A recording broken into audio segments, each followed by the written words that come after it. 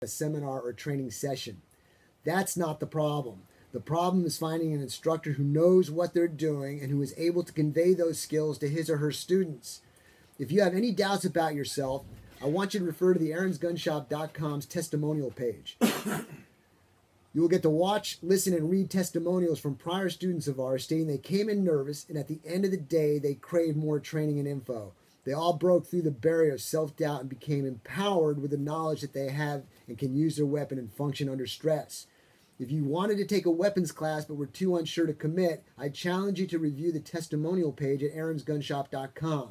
You can really do this. It's not a big deal. You can do it. Go to aaronsgunshop.com, watch the videos, and don't forget, I've got the combo seminar March 13th. It's a Sunday. It includes the advanced training and the license to carry for the same price, $165. So go check it out. Sign up now before seats run out. Okay, product spotlight.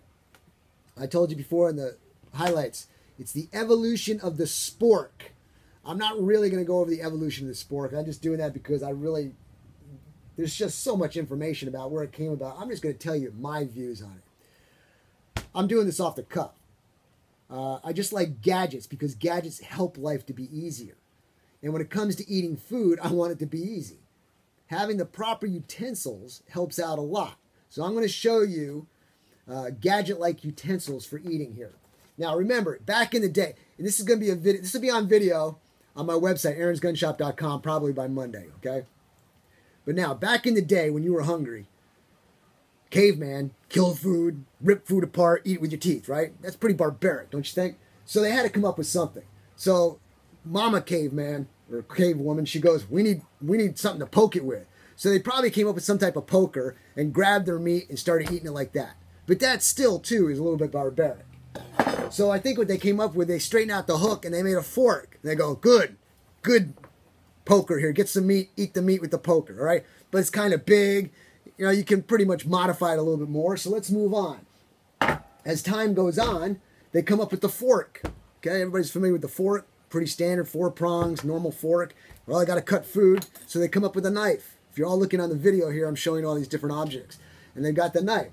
Well, that's great. It's been that way for years and it's still that way. But out there in the field, sometimes you get clumsy. And I don't know if you've ever been in the military or not, but I have. And they give you a knife, fork, and spoon. And those things are huge. You could literally use them as a weapon.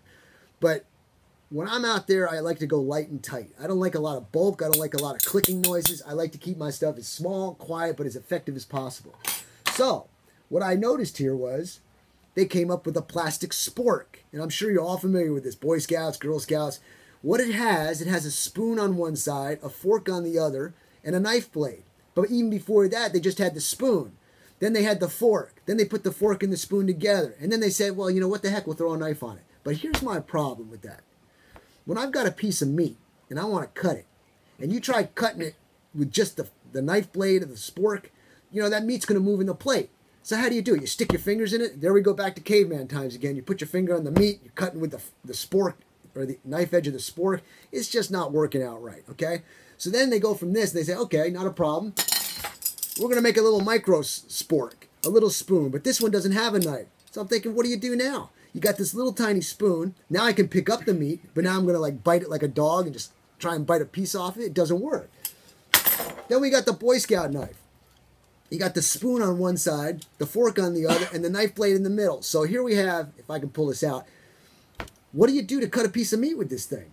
You hold it, and then how do you cut it with a knife, okay? So now, I found this. I really like this here.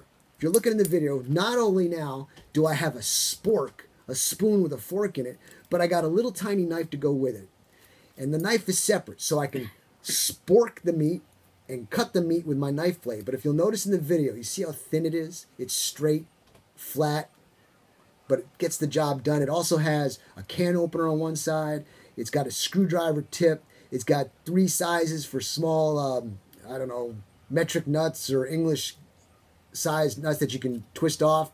Both of them have that with the bottle openers, and it comes in very handy.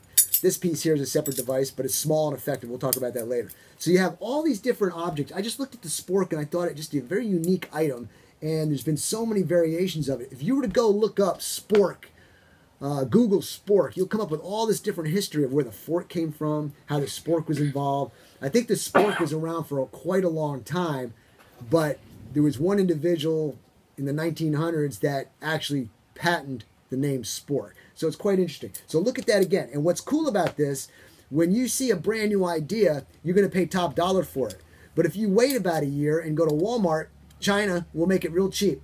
It'll be nice and portable, and you can get it for like $7-8. So go to Walmart, check it out in the camping section. Go get yourself a spork and a knife. Put it in your kit, your bug out bags, a back pocket, whatever. It's always nice to have it on hand. So when somebody's going to give you some food and you're trying to use a plastic fork or a plastic knife and they snap on you, now you got your spork and your knife and you're in business. Okay, that's the product spotlight. I'm going to move on now to my gun training demo. This too will be up in a video.